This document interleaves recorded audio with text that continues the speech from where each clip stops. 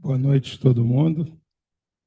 Satisfação enorme estarmos aqui novamente com os irmãos, neste mês que é um mês de aniversário, né, de celebração do aniversário da Casa Espírita. Lembrando também que hoje, 1º de março, é aniversário da cidade do Rio de Janeiro, e um outro aniversário não menos importante também é aniversário do CVV, hoje, do Centro de Valorização da Vida, que está fazendo 64 anos. E para aqueles que não conhecem essa informação, né, o CVV, que cuida de suicídio, ele começou em 1º de março de 1962, na sede da Federação Espírita de São Paulo, um berço assim, bastante espírita, né? Na falta de outros voluntários, começou com 17 voluntários que eram espíritas, né? Dentro da sede da Federação Espírita. De lá para cá, hoje nós fazemos 64 anos, tem um número bastante volumoso de espíritas hoje ainda dentro do CVV, né? Então, meus irmãos, nós vamos, dentro do ciclo de falas desse mês, né, que é de celebrações, nós vamos usar essa aqui, que é celebrando as lições do Cristo.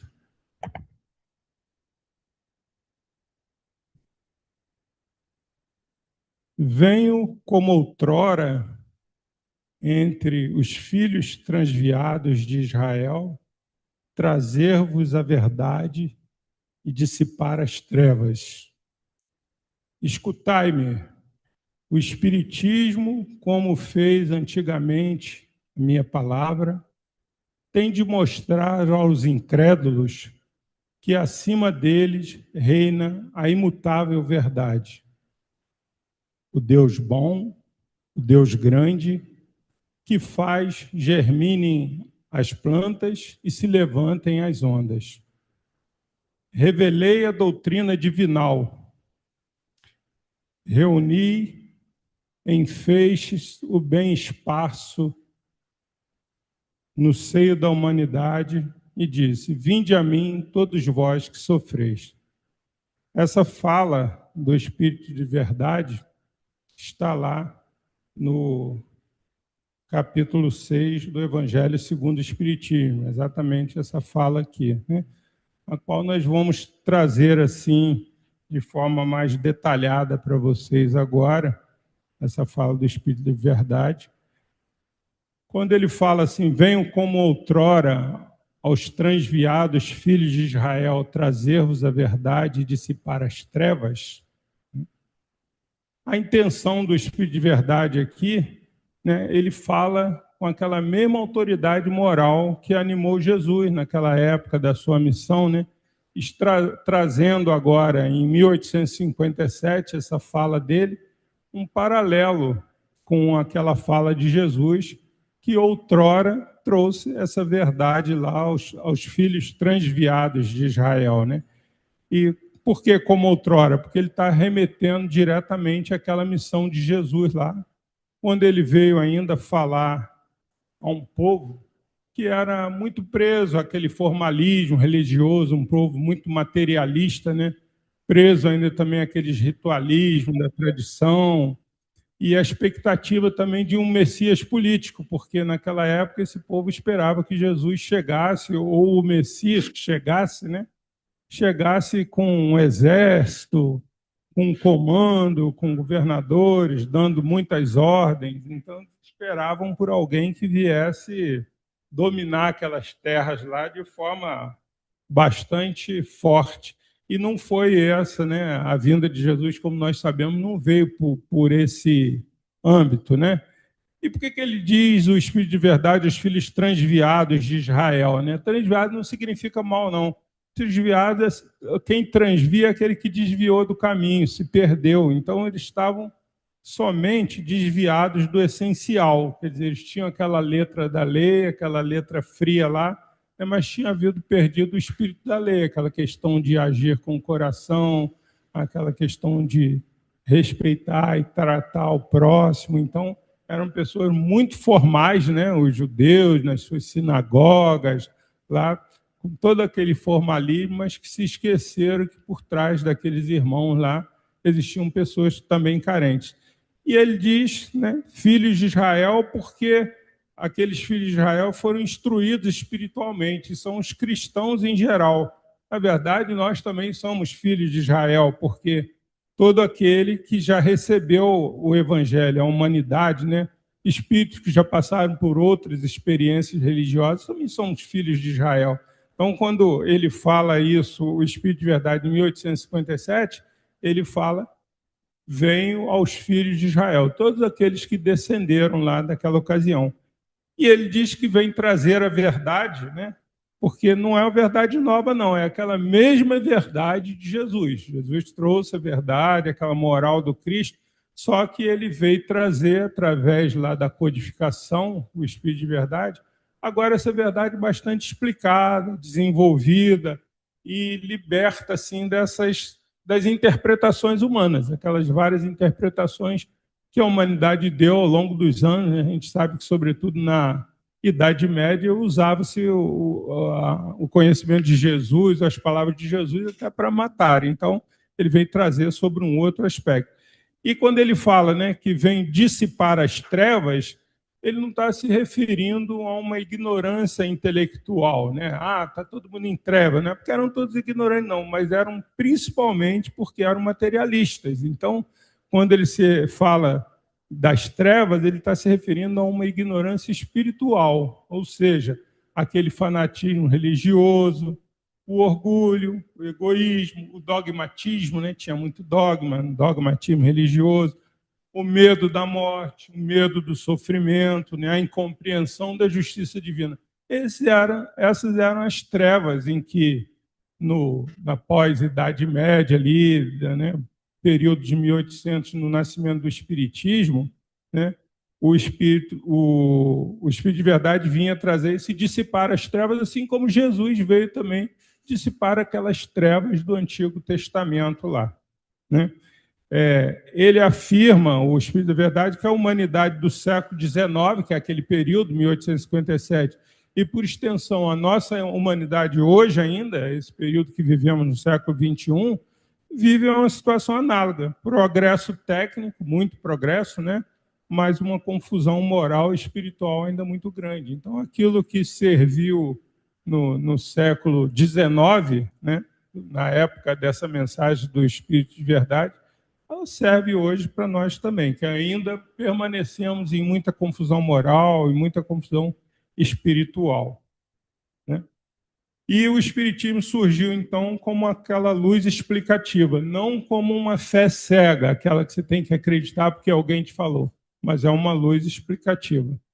E é interessante quando ele fala no texto escutai-me, né? Escutai-me é uma vocação, um vocativo, né? Que é uma frase curta, mas que tem muito peso simbólico, porque não é crê de mim, acredite que eu estou falando, não, eu sou o Espírito de Verdade, não. É escutai-me. Escutar implica uma certa reflexão, exame daquilo que está sendo dito, razão, né? Então, está totalmente alinhado com esse espírito, né, com esse princípio do Espiritismo, que diz assim: fé inabalável é aquela que pode encarar a razão face a face em todas as épocas da humanidade. Então, quando ele disse escutar-me, não é acredite em mim a qualquer custo, que eu estou falando, não. Mas encare a razão, pergunte, tire sua dúvida. Por isso que ele fez essa vocativo lá, escutar-me. E aqui o Espírito da Verdade estabelece também uma metodologia espírita, aquilo que o Espiritismo veio trazer desde essas primórdios de Kardec, que era da não imposição, não mistério e não autoridade cega. Não era uma coisa assim, você tem que ouvir porque eu estou falando, eu estou mandando e ordenando. Não, não era imposição, era uma coisa mais clara. Ele segue lá na sua mensagem dizendo, né, o Espiritismo, como fez antigamente a minha palavra, tem de lembrar os incrédulos que acima deles reina a imutável verdade. Então, esse daí é um ponto-chave, porque o que ele vem falar? Que o Espiritismo não vem substituir Jesus de forma alguma, ele vem reavivar o sentido profundo dessas palavras do Cristo, né, como o Consolador prometido. Então, o Espiritismo foi o Consolador prometido, né, isso está lá nesse coisa, ele veio reavivar esse sentido Consolador prometido por Jesus, quando ele disse: rogarei a meu Pai para vos trazer um novo Consolador. E os incrédulos, né, como ele fala aqui nesse texto, nessa fala do Espírito de Verdade, os incrédulos não são apenas ateus, mas são aqueles que creem apenas na matéria, né? Aqueles materialistas resolutos, né? Aqueles que absolutizam o poder humano. Para eles, o que valia era ter um exército, mandar em tudo, comandar em tudo. Aqueles que acham que tudo começa e termina na vida física, que é uma grande bobagem, né? Que não é muito por aí. Por isso que ele vem se referir aos incrédulos, né? E aí ele fala também da imutável verdade, né? Ele falou que ele quer lembrar que acima deles, acima desses incrédulos, desse materialista, reina a imutável verdade. Qual é essa imutável verdade? A existência de Deus. Deus estava acima de tudo isso, né? Deus estava acima de tudo. Existia também a lei de causa e efeito, que nada é por acaso, as coisas não acontecem assim muito ao acaso, tudo tem uma razão de ser. A imortalidade da alma, que ainda não era um consenso, mas que passou a ser explicada depois do Espiritismo, e o progresso espiritual contínuo, que é aquele que nascemos, vivemos, morremos, renascemos e progredimos novamente. Tudo isso depende da opinião humana, né? Podemos negar, ignorar, tudo isso independe da opinião humana. Nós podemos negar, podemos ignorar, podemos não acreditar em nada disso, né? Tem os ateus, outros que não acreditam, mas você não pode alterar essa verdade. Por isso que ele diz que é uma imutável verdade, embora a gente possa respeitar aqueles que não comungam, né, com essas verdades, aqueles que não acreditam nem mesmo nos fenômenos espíritas, mas é uma verdade que está no dia a dia, que faz parte da nossa vida. Então não tem como negar isso, né? Aí ele vem dizer ainda, né, que a imutável verdade é o Deus bom, Deus grande, que faz germinem as plantas e se levantem as ondas. Então, olha a amplitude que ele deu aqui nessa condição de Deus, né, da natureza, né, que faz germinar as plantas e levantar as ondas. Então, ele corrige aquela imagem histórica, né, que Deus não é aquele Deus vingativo, não é um Deus parcial que atrai, vamos dizer, vai proteger uns irmãos e desamparar outros, não. Um Deus que pune arbitrariamente, aquele Deus punitivo que muitas religiões pregaram ao longo dos séculos, né? Inclusive, não só com punições, mas como também com a venda dos bônus, né? Porque se você adquirisse lá os bônus, você se livrava dessas punições. Então, ele veio mudar essa ideia e veio trazer qual é o Deus real, esse Deus, né? Esse Deus bom, esse Deus grande, é o Deus da justiça com misericórdia, aquele que não desampara ninguém, né? Onde cada um vai receber segundo as suas obras. O Deus grande é o Deus das leis universais, né? Não de capricho, mas daquelas leis universais que gira todo mundo, todos os planetas, né? E é um Deus que está presente tanto no microscópio, né, a semente que germina na fala do Espírito de Verdade, quanto no grandioso, nas forças da natureza, que faz que se levantem as ondas. Então, você vê que ele traz o Deus de dois extremos bastante interessantes aqui para a gente, né? E isso reforça essa ideia central do Espiritismo. Qual é a ideia central do Espiritismo? Que as leis morais são tão naturais quanto as leis físicas, ou seja, as leis físicas existem e coexistem dentro de uma lógica que também existem as leis morais no mesmo sentido. Segue ainda o Espírito de Verdade, né, em sua fala, já concluindo esses parágrafos que eu trouxe do capítulo 6, segue o Espírito de Verdade dizendo assim: revelei a doutrina divinal. Então, aqui não se fala de um dogma fechado, não. Doutrina divinal, né, no contexto do Espiritismo, é o conjunto dessas leis morais universais que foram ensinadas por Jesus. Então, não é uma instituição, não é um sistema de poder religioso, não é um sistema de castas, não é um sistema de por exemplo, de autoritarismo ou de pessoas que comandam e descomandam, não. É a doutrina divinal, é aquela onde cada um vai receber por aquilo que plantou, né? Então, e o Espiritismo também entendeu, né, nas palavras do Espírito da Verdade, que Jesus não revelou tudo porque a humanidade ainda não tinha a maturidade intelectual e moral para compreender certos temas. Então, isso é bem claro, né, quando ele traz aquelas parábolas, algumas daquelas lá com Nicodemos, que ele disse que para conhecer o reino dos céus tinha que nascer de novo, e ele pergunta se então ele teria que entrar na barriga da mãe, né?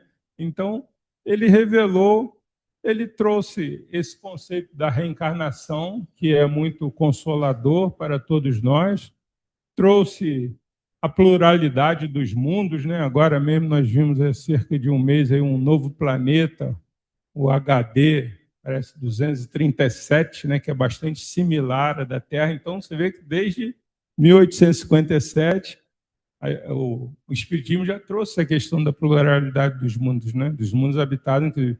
A comunicabilidade dos espíritos, que não foi uma invenção do Espiritismo, que é uma coisa que já existia anteriormente, já existia na época da Bíblia, do Antigo Testamento, mas que ele veio jogar uma luz nisso aí, né? Veio tirar esse véu que fazia com que isso ainda fosse uma coisa bastante confusa de entender, bastante difícil naquela época, né?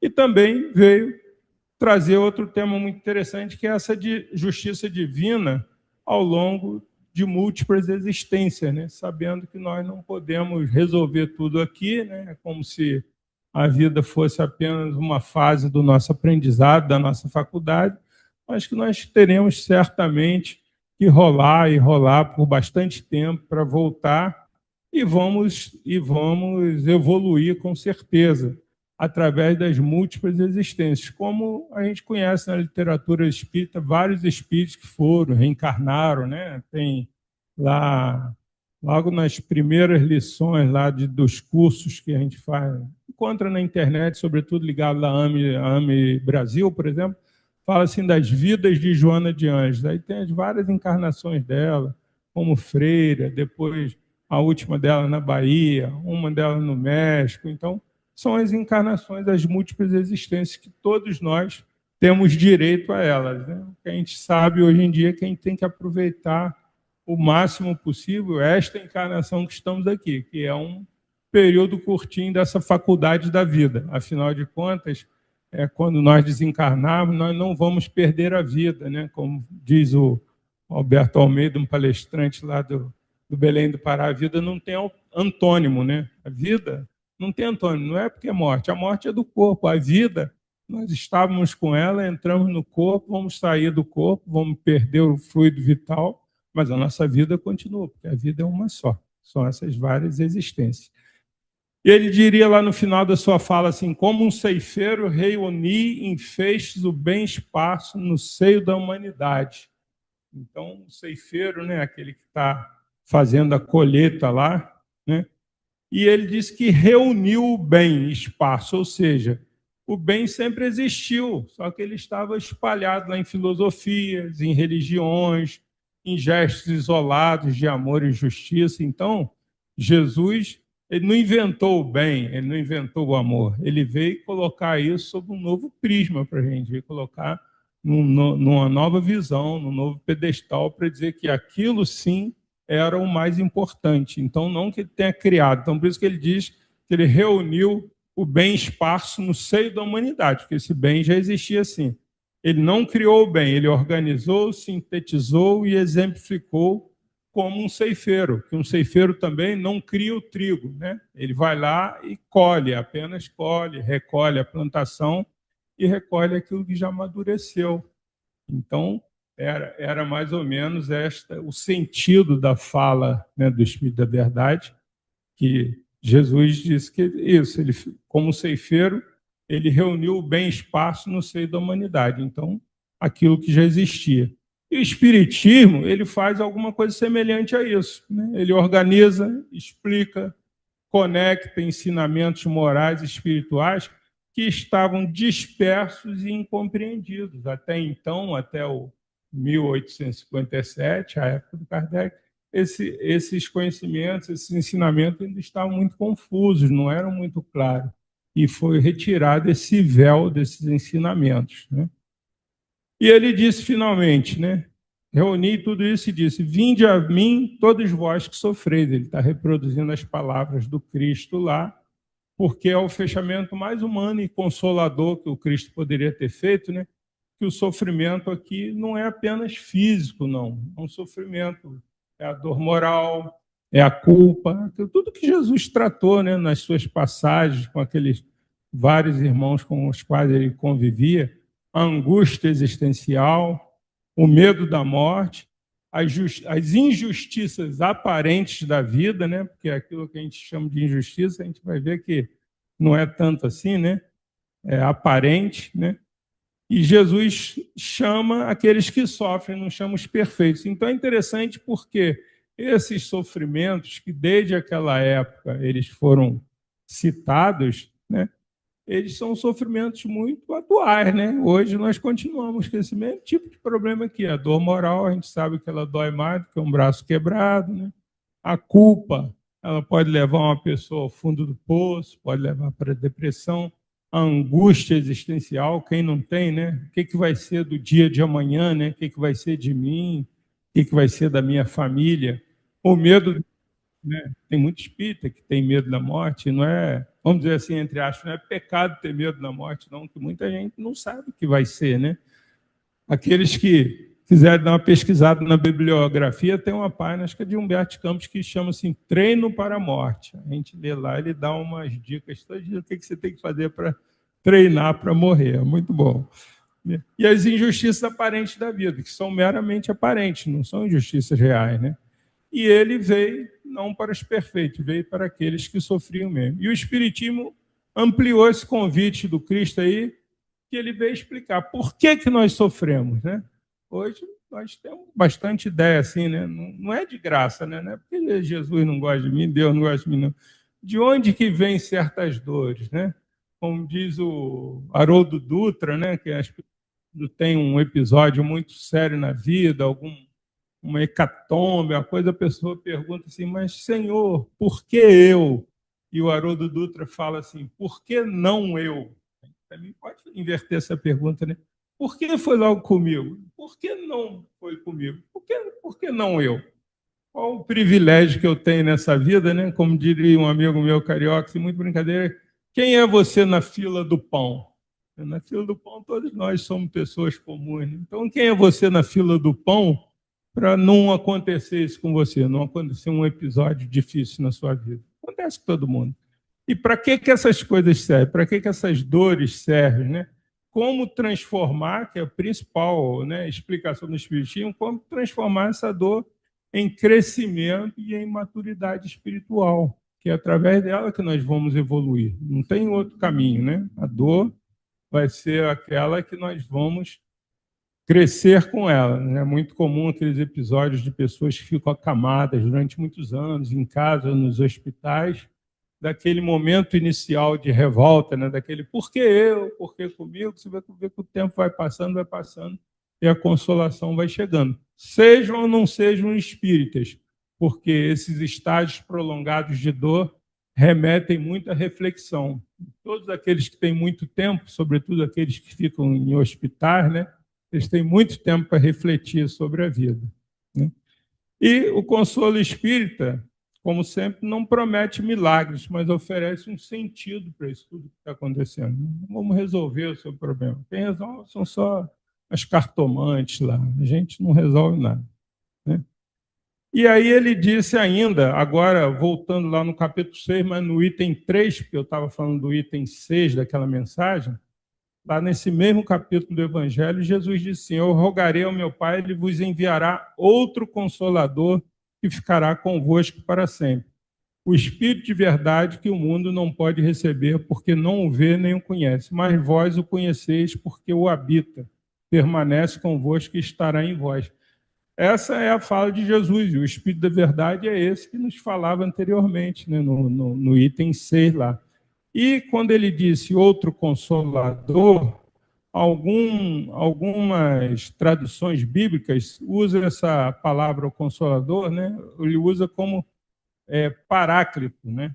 É um nome usado ali, paráclito, no lugar de consolador, que vem do grego, né? Da palavra paráclitos em grego, que indica alguém que consola, alguém que orienta, alguém que defende e que acompanha interiormente. Então, esse era o consolador prometido por Jesus. E por que outro, né? Por que outro? Porque Jesus foi o primeiro consolador, aquele que veio para consolar, né? Os deserdados, os mansos e deserdados. E esse outro consolador seria o Espírito de verdade que viria na continuidade dele. Então, o Espírito de verdade não é alguém somente que fala a verdade, não, mas é aquele que conduz a verdade através dos ensinamentos, né, ajudando a compreender essa verdade progressivamente, que é o papel que ele tem feito junto a gente. Jesus, né, naquele momento que prometeu isso, ele estava se despedindo dos discípulos, né, e fez uma promessa muito importante.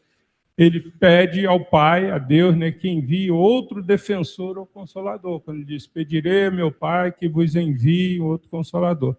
Esse defensor permanecerá para sempre com os discípulos, né? E ele é chamado Espírito de Verdade, Espírito da Verdade em algumas literaturas, né? O mundo não consegue percebê-lo nem acolhê-lo, porque é um espírito, não é uma pessoa, né? Não é uma pessoa física, e permaneceu conosco. Mas os discípulos o reconhecem porque ele permanece com eles e estará neles.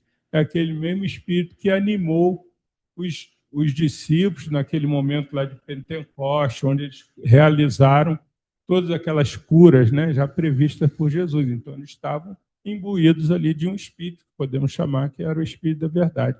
E quais são as funções desse consolador, né? Ensinar todas as coisas, fazer lembrar o que Jesus disse, porque é mais ou menos essa mesma função do Espiritismo, lembrar aquilo que Jesus nos ensinou, esclarecer o que não pôde ser compreendido naquela época, né, pelas parábolas e pelas incompreensões, pela limitação do povo naquela ocasião, sobretudo consolar, que era a missão mais importante, né?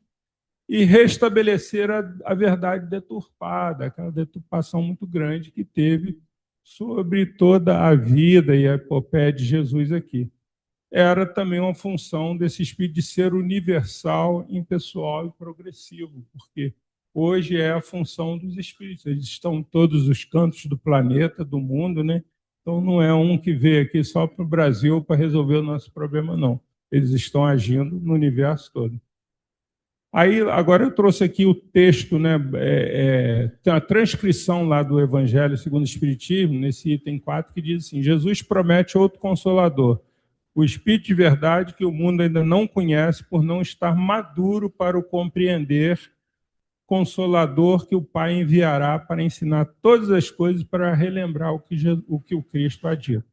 Se, portanto, o Espírito da verdade tinha de vir mais tarde ensinar todas as coisas, é que o Cristo não dissera tudo.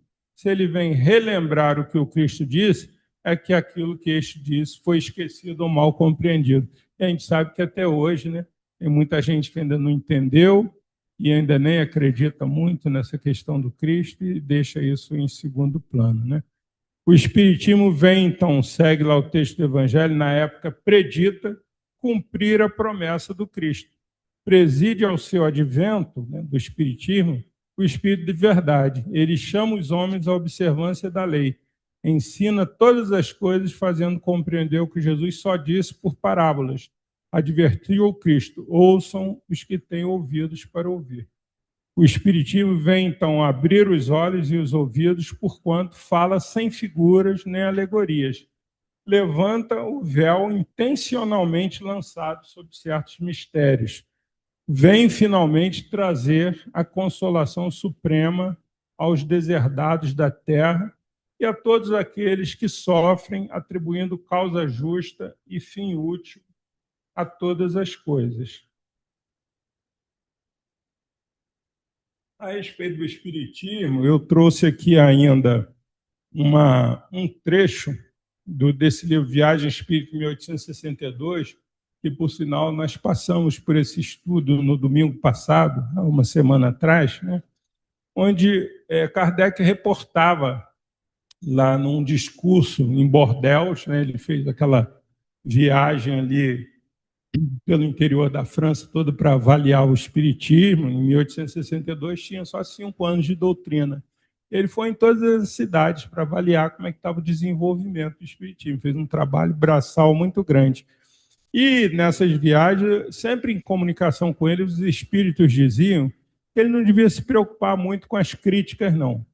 Que aqueles detratores do espiritismo, né, aqueles que falavam mal, seriam os que mais iriam divulgar o espiritismo. Então ele falou assim, não se preocupa não que eles vão divulgar. Aí num trechinho desse livro, ele fala, o Kardec fala isso aqui, ó. Um adversário asseverou em certo jornal que o espiritismo é cheio de seduções.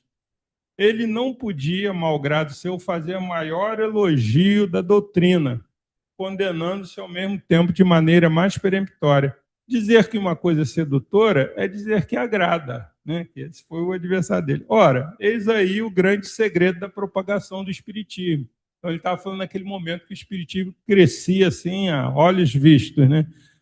Que então lhe oponham algo de mais sedutor para suplantá-lo. Se não o fazem, é que não tem nada de melhor a oferecer. Aí ele pergunta assim, por que ele agrada? Por que o espiritismo agrada? Por que ele é sedutor? Aí ele mesmo responde, é muito fácil dizê-lo. O espiritismo agrada porque satisfaz a aspiração instintiva do homem quanto ao futuro, porque apresenta o futuro sob um aspecto que a razão pode admitir, porque a certeza da vida futura faz com que o homem sofra sem se queixar das misérias da vida presente. Porque com a pluralidade das existências, essas misérias têm uma razão de ser, são explicáveis e, em vez de acusarem a providência, consideram-nas justas e as aceitam sem murmurar. Porque ainda o homem é feliz por saber que os seres que lhe são caros não estão perdidos para sempre. Os encontrará novamente, que estão quase sempre ao seu lado, que é a realidade que a gente sabe, né? Dos nossos antepassados e daqueles que vamos reencontrar depois do nosso desencarne. E porque todas as máximas dadas pelos espíritos tendem a tornar melhores os homens uns para com os outros. Essas são as respostas que Kardec mesmo deu. Por que o espiritismo era tão sedutor? Vale para os dias atuais, né? E ele ainda complementou dizendo assim, existe ainda outros motivos que só os espíritos são capazes de compreender. Em compensação, que meios de sedução oferece o materialismo? Ele está opondo o materialismo ao espiritismo. O nada. Eis aí toda a consolação que ele dá às misérias da vida. Então é bem interessante lembrarmos isso aqui, porque isso estava em 1862, foi 5 anos após o advento do Espiritismo, e continua valendo para nós até hoje, né? Mas é interessante pensarmos nisso para dizer assim, como é que nós podemos aplicar, ou como nós devemos usar essa mensagem do Cristo, né? Vamos aplicar isso tudo que o Cristo falou e que o Espiritismo esclareceu. Aí eu sempre lembro disso aqui, que é seguindo aquele conselho bem prático da benfeitora Joana de Anjos, que é assim, quando a gente não pode fazer o que deve, então a gente deve fazer o que pode, né? Você não pode construir um orfanato, mas pode adotar uma criança, né? Uma coisa mais ou menos assim. Então, você não pode fazer o que deve, é uma coisa muito grandiosa, mas você deve fazer o que pode fazer, dentro dos seus limites, né? E aí a gente se faz algumas perguntas muito interessantes, né? Assim, como é que eu vou ensinar a verdade se ainda me sinto inclinado à mentira? Quem nunca passou por isso, né? Eu não estou preparado, né? Eu não sou nenhum Jesus. Muita gente não fala assim, eu não sou Jesus, como é que eu posso fazer isso? Então, como é que eu vou ensinar a verdade se eu ainda tenho inclinações para mentira? Com que títulos transmitir o bem quando ainda me reconheço arraigado ao mal? Como é que eu vou fazer isso daí, se eu ainda estou preso a alguma coisa do mal? Como é que eu vou transmitir o bem? Como exaltar a espiritualidade divina se a animalidade grita mais alto em minha própria natureza? Essas são perguntas que qualquer um de nós poderia ter feito a si mesmo aqui, né, no recôndito do nosso lar, lá no quarto. Mas essas mesmas perguntas foram feitas a Jesus pelo apóstolo Tadeu, numa reunião. Eles estavam lá na casa de Pedro, né, reunidos num encontro fraterno, E Tadeu estava assim meio angustiado, porque ele fez essa pergunta ao mestre: como é que eu vou fazer isso tudo, né? Eu tenho todos esses problemas aqui, ó. Como é que eu não sou perfeito, mestre? Ele quis dizer mais ou menos isso. E não era que ele quisesse fugir da raia, né? Não é que ele não quisesse trabalhar. Ele se reconhecia uma pessoa limitada, com muitas dificuldades. Então, como é que eu vou transmitir esses seus ensinamentos ainda com esses problemas aqui? E como sempre, Jesus, ao responder, né, ele sempre fazia isso quando respondia aos seus apóstolos, ele não dá aquela pergunta direta, ele vai lá e conta uma passagenzinha, né? Ele elabora alguma coisa que vai objetivar na mente dos discípulos isso. E aí ele vem e conta essa história aqui, né? Essa história nós lemos ela recentemente aqui no livro aqui da terça-feira, que é Jesus no Lar. Jesus fala que existia um santo da lei, um pregador daqueles que era conhecedor da verdade, né, que ele conhecia bastante a verdade e que ele tinha um ofício. Né, ele, além de pregar a verdade tudo, ele tinha um ofício que ele levava medicamentos da cidade para o campo. Usava para isso um burrico, né, um burrico que era muito assim caprichoso e muito instável. Na palavra do livro, era um burrico caprichoso e meio instável. Não era aquele que você podia confiar muito dele, não. E ele passava pelo interior, quando ia levar os seus remédios para a população, e fazia as suas pregações. E esse santo da lei, num dado momento, começou a se questionar, como Tadeu se questionou aqui, questionou o Cristo. Eu não tenho capacidade para isso, eu não posso fazer isso, eu não sou ninguém, como é que eu vou falar para as pessoas, como é que eu vou pregar e tal? E ele resolveu que ele não ia fazer mais isso. Não, não vou fazer isso não, eu não tenho competência, né? Viu, Juliano, não vou evangelizar mais ninguém, não. Não tem moral para fazer isso. Então ele resolveu jogar a toalha. E aí, ele, naquele momento que ele interrompeu esse trabalho, em dado momento, ele se sentiu muito mal com aquela interrupção do trabalho, né? E pediu aos céus, pediu a Deus que desse uma iluminação para ele. Como é que Deus pode me ajudar com isso aqui? Então, num dado momento, ele teve um sonho, né? Sonhou que vinha com o seu burrico lá pela estrada rural para levar os remédios, e ele encontrou um anjo. Ele vinha montado, encontrou um anjo, e o anjo fez 3 perguntas para ele, né? Como é que vai? Tudo bem? Cumprimentou e falou assim: quantos coices você me diria que o seu animal já deu hoje? Falou assim: diversos, deu diversas coisas. Assim, e quantas vezes que ele rosnou e acordou todo mundo na casa lá onde você mora? Perdi as contas. Quantas vezes ele incomodou a sua vizinhança aí com essa instabilidade dele, porque era um animal muito nervoso, né? Aí o camarada já perdeu até o rumo para responder, e este anjo que o encontrou no sonho, ele estava sonhando, né? Bom lembrarmos disso, no sonho, este disse: você já pensou o que seria dessa população que recebe os remédios se esse animal seu, se esse seu jumento resolvesse não trabalhar mais, se ele se revoltasse contra você e dissesse que não vai mais carregar essa carga no lombo? O que seria daqueles doentes que você tem levado com remédio? Aí ele ficou muito pensativo, né? Ele falou assim: puxa vida.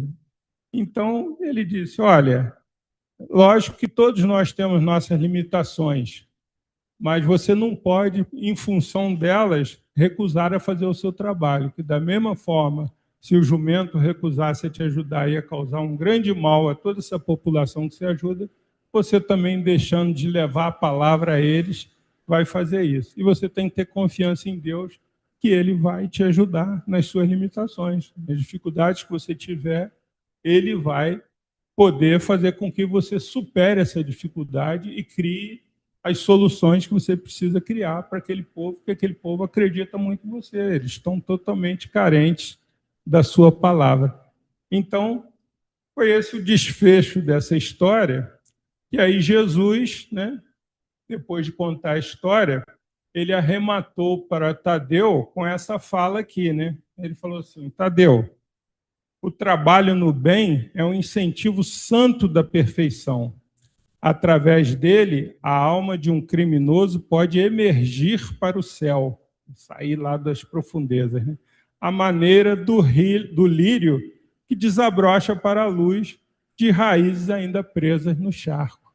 É muito bonita essa figura aqui, né? Porque o lírio está lá, ainda no meio da lama, mas mesmo estando com aquelas raízes no charco, ele emerge para o céu e ele brilha e faz toda aquela beleza do lírio, né? Então foi a figura que Jesus trouxe para dizer para Tadeu que era possível sim fazer isso, mesmo diante de todas as nossas dificuldades, mesmo diante de todas as nossas limitações. E como devemos usar essa mensagem do Cristo trazida no seu Evangelho, né? Tudo aquilo que nós conhecemos. Chegamos à conclusão de que o Evangelho, em sua expressão total, é um vasto caminho ascensional, cujo fim não poderemos atingir legitimamente sem conhecimento e aplicação de todos os detalhes. Muitos estudiosos presumem haver alcançado o termo da lição do Mestre com uma simples leitura vagamente raciocinada. Isso, contudo, é um erro grave. Basta você ler o Evangelho. Isso daqui está entre aspas, porque não fui eu que disse, né? Estou trazendo aqui uma fala do Espírito Alcione, neste livro Renúncia, né? Nesse capítulo 3, chamado Testemunhos da Fé, quando perguntaram para ela qual que seria a forma de usar essa mensagem do Cristo. E ela fala, isso aqui está repetido várias e várias vezes no estudo do Evangelho Redivivo, que a gente faz às segunda-feiras, que a mensagem do Cristo precisa ser conhecida, precisa ser meditada, precisa ser sentida e precisa ser vivida. Então, primeiro você conhece a mensagem, que é aquela leitura que muita gente faz, né? Então, você lê é muito fácil, qualquer um que sabe ler consegue. Ela pode ser meditada, aí você precisa refletir sobre aquilo que você leu, e principalmente você precisa sentir, ela precisa ser levada ao coração, porque se ela não for levada ao coração, não vai ter efeito prático para ninguém. E precisa ser vivida, né? Eu gosto muito desse verbo aqui, porque esse é o original desse livro, que a mensagem do Cristo precisa ser vivida, e muita gente, quando vai se referir a isso, fala que ela precisa ser vivenciada. Então eu faço uma diferença, porque vivenciar não é exatamente o mesmo que viver. Vivência é aquilo que a gente faz aqui, vou fazer um teatrinho aqui que nós somos pobres, então nós vamos fazer uma vivência de um mendigo, de uma situação muito difícil. Viver é você ir lá no meio daquela Cracolândia e levar lá a sua marmita e comer junto com eles e entregar. Isso é viver a mensagem. Então, o recado da Alcione é bem preciso, é esse, que a mensagem do Cristo precisa ser conhecida, que é aquilo que qualquer um de nós pode fazer, podemos ler, precisa ser meditada, temos que refletir a respeito dela, tem que ser sentida e tem que ser, sobretudo, vivida. E ela remata sua fala dizendo assim, nesta ordem de aquisições, né, das 4 ações lá, não basta estar informado.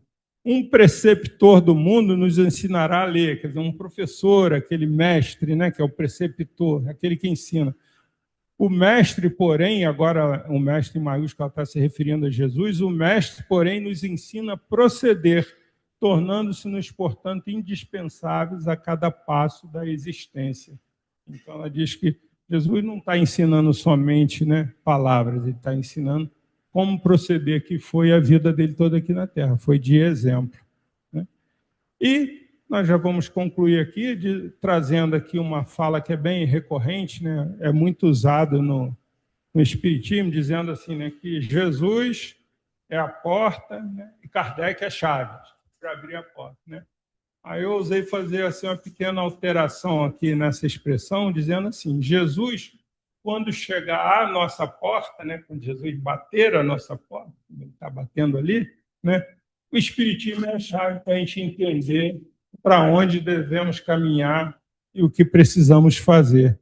Esse é o objetivo nosso. Então, como já foi dito pelo Espírito da Verdade, o Espiritismo não veio trazer nenhuma verdade nova, não veio reinventar a roda, mas ele veio explicar a moral do Cristo e trazer claridade para a nossa vida, para sabermos, né, de onde viemos, para onde vamos e por que estamos aqui e qual o nosso objetivo, qual o grande sentido da nossa vida aqui, né? Ficaria por aqui, agradeceria aos irmãos por essa oportunidade e pela paciência. Fiquem todos em paz com Deus. Boa noite a todo mundo.